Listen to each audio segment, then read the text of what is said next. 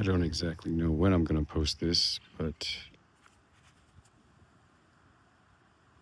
I've got some friends. This is that lignum vitae.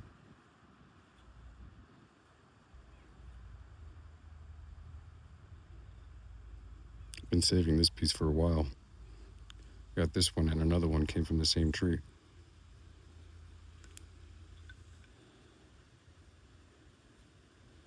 I'm going to make those beads out of this. We're all going to have one.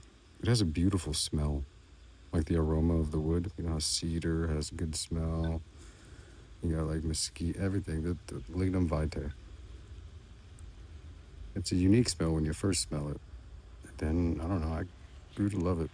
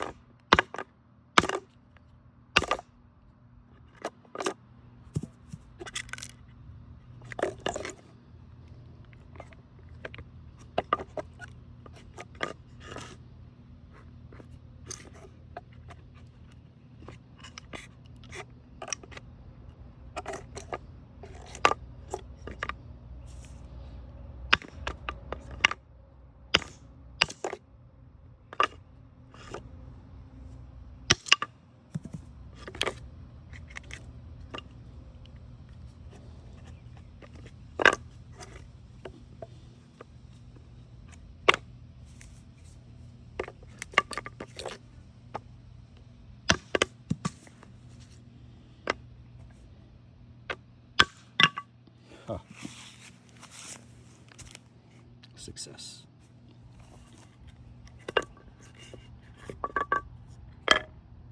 Now I got a stock of lignum vitae.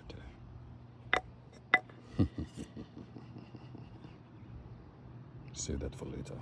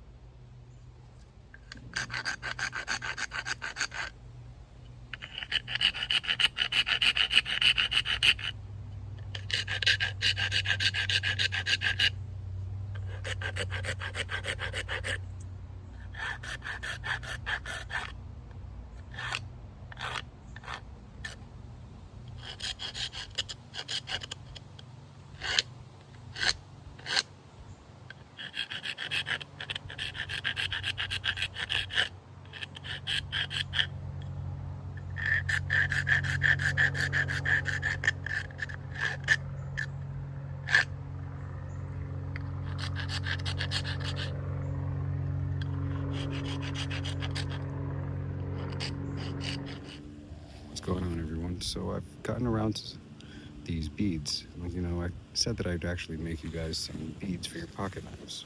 Well, this is a very special piece of lignum vitae. I've been saving it for a while. I have a larger piece. This is just I guess, a large portion of it.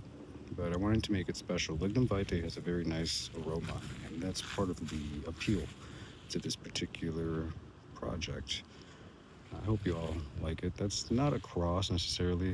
You familiar with a compass rose? The compass on a map.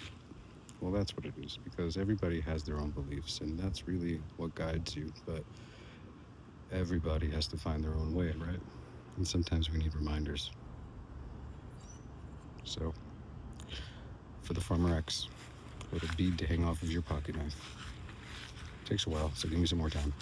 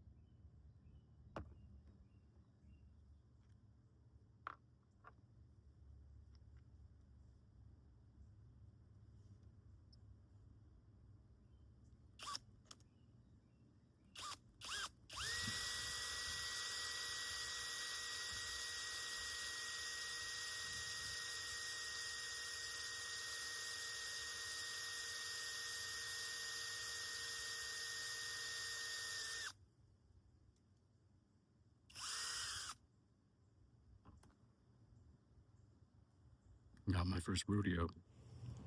And I'll just let them keep sopping up oil. But yeah,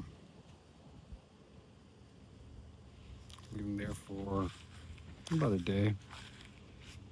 And then I'll put some lanyards on them for you. What do you think? Just simple. You know, can't be too complicated. I'll show you how I use mine too. I haven't talked about that yet. What's going on, everyone? So I'm just kind of here doing some final touches on these beads. Really, I like them a lot. I would give them away to friends and family, but I promise them to you guys. I was just sitting here, and I always make these in contemplation and thought. I always end up reading like a passage of the Bible. Get that out of the way. Passage of the Bible, or something crazy like Carl Jung. It's old though. I've stopped, not stopped. I guess you never really stopped reading somebody, but this was like early 20s, mid 20s. I was obsessed with Carl Jung and Manly P. Hall, everything like that. When you become a business owner, it's really nice to not just learn about business, but to learn about human psychology too, because that's valuable when it comes to negotiations. Carl Jung facilitated a lot of my experiences. Yeah. Synchronicities line up, man. He's a cool guy. Um, Anyways, I wanted to talk about something that perhaps. Okay, I found out that there's something I really don't like: geese. Like, Canadian geese. And it has nothing to do with them being Canadian. But those entitled fucks are always just assholes. Like, right? I grew up with them in Illinois. They're everywhere. Their shit is everywhere. The parks, the bike paths, the sidewalks, the parking lots. And it's fine. I grew up with seeing them and ha, ha, ha. And it's cute seeing the little duckies, the little birdies when they hatch and whatnots. But you figured after, like, and they're protected, so nobody can fuck with them. Everybody leaves them alone. They let them cross the road and everything. And that's fine. But you figured, like, after a few generations, that these geese would actually become a little bit more friendly towards humans. Like, just kind of like a symbiotic domestication. You feel me? Maybe not. But these little pricks are just entitled. Like the geese around here, they're just screaming at people and chasing kids. But you know damn well those full-size geese were little ducklings a couple years ago, and everybody stopped their cars to let them cross the road, and everybody gave them special treatment, and they're still fucking assholes.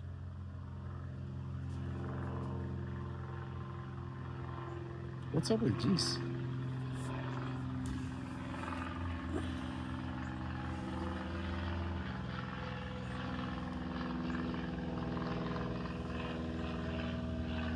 Yeah. What's up with geese? Pretty cool. This is some heavy rocks, though. Just kidding.